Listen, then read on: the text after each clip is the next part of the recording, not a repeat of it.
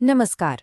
Agreement और contract ये दो शब्द हम सब ने सुने हैं और अक्सर एक दूसरे की जगह इस्तेमाल भी कर लेते हैं। पर क्या ये वाकई एक ही चीज़ है? कानूनी तौर पर तो जी नहीं, इनमें ज़मीन आसमान का फ़र्क है। तो चलिए आज इसी उलझन को सुलझाते हैं और देखते हैं कि इनके बीच का असली मामला क्या है। चलिए एक सिचुएशन लेते हैं। मान लीजिए आप एक तय कीमत पर अपनी कार बेचने को तैयार हो गए हैं। ठीक है, एक खरीदार है, एक कीमत तय है और दोनों लोग राजी भी हैं। तो सवाल ये है कि क्या ये एक कानूनी कॉन्ट्रैक्ट बन गया? क्या अब आप लीगली बाउंड हैं? जरा सोचिए। और इसका जवाब है जरूरी नहीं। जी हाँ, हो सकता है ये सिर्फ एक अग्रीमेंट हो, कॉन्ट्रैक्ट तो हो ही ना। थोड़ा हैरान करने वाला है ना? बस यहीं से अग्रीमेंट और कॉन्ट्रैक्ट के बीच की असली कहानी शुरू होती है।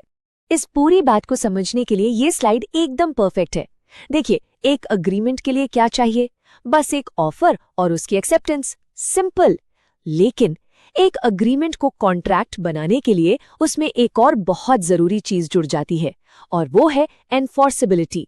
मतलब कानून उससे लागू करवा सकता है या नहीं।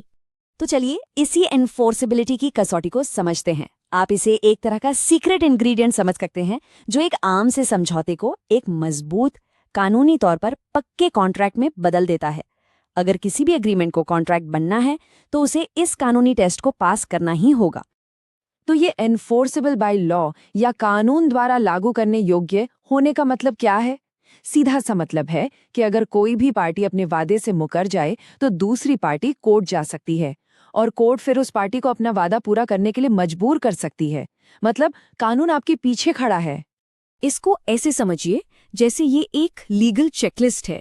एक अग्रीमेंट को कॉन्ट्रैक्ट का दर्जा पाने के लिए 4 खास बॉक्स हैं जिन पर टिक लगना ही चाहिए।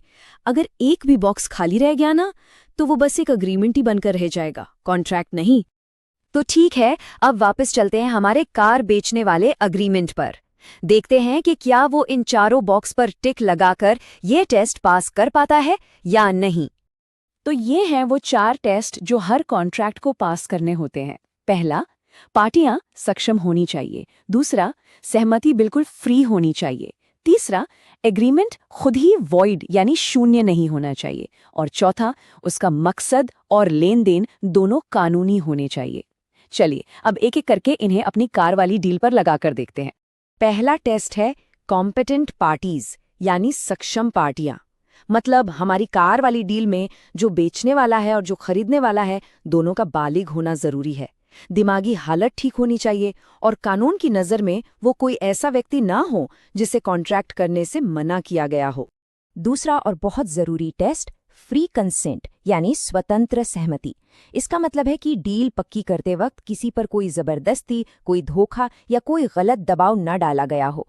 कार बेचने और खरीदने का फैसला दोनों ने अपनी पूरी मर्जी से बिना किसी डर या धोखे के लिया हो। तीसरा पॉइंट है कि एग्रीमेंट वॉइड यानी शून्य न हो। देखिए, कुछ तरह के एग्रीमेंट ऐसे होते हैं जिन्हें कानून शुरू से ही, मतलब फ्रॉम द वेरी बिगनिंग, अमान्य मानता है। इसका सबसे अच्छा उदाहरण है किसी नाबालिग के साथ किया गया एग्रीमेंट। अगर हमारी कार खरीदने वाला एक बच्चा है तो वो एग्रीमेंट अक्सर वॉइड ही माना जाएगा, वो कभी कॉन्ट्रैक्ट बन ही नहीं सकता।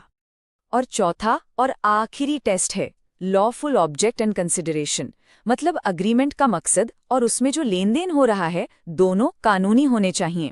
हमारी डील में मकसद क्या है? एक कार बेचना, ये लीगल है। और कंसिडरेशन यानी लेन देन क्या है? कार के बदले पैसे, ये भी लीगल है। तो ये टेस्ट भी पास हो गया। अब सोचिए, अगर कोई चोरी की कार बेचने का अग्रीमेंट करे तो क्या होगा? यहाँ पर मकसद यानी ऑब्जेक्ट ही गैर कानूनी है। तो ऐसा एग्रीमेंट, कॉन्ट्रैक्ट तो छोड़िए, शुरू से ही बिल्कुल बेकार यानी वॉइड है। साफ है, किसी भी अपराध को करने का अग्रीमेंट कभी भी कानूनी कॉन्ट्रैक्ट नहीं हो सकता। तो इन चारों टेस्ट को समझने के बाद अब पूरी तस्वीर बिल्कुल साफ हो जाती है। चलिए अब फाइनल वर्डिक्ट पर आते हैं।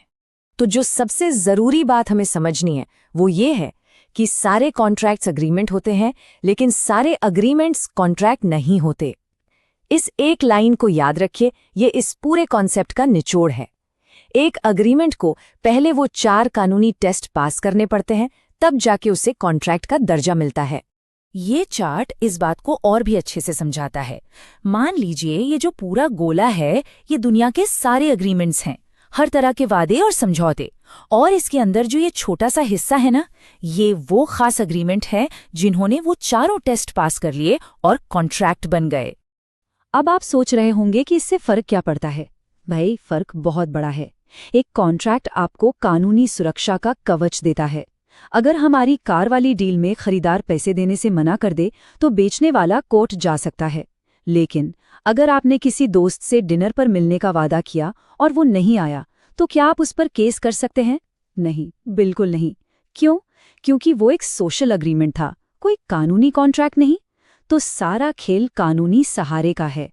तो अगली बार जब भी कोई डील हो, चाहे छोटी हो या बड़ी, तो ये सवाल जरूर सोचिएगा, जो तय हो रहा है वो सिर्फ एक समझौता है या एक कानूनी तौर पर मजबूत कॉन्ट्रैक्ट?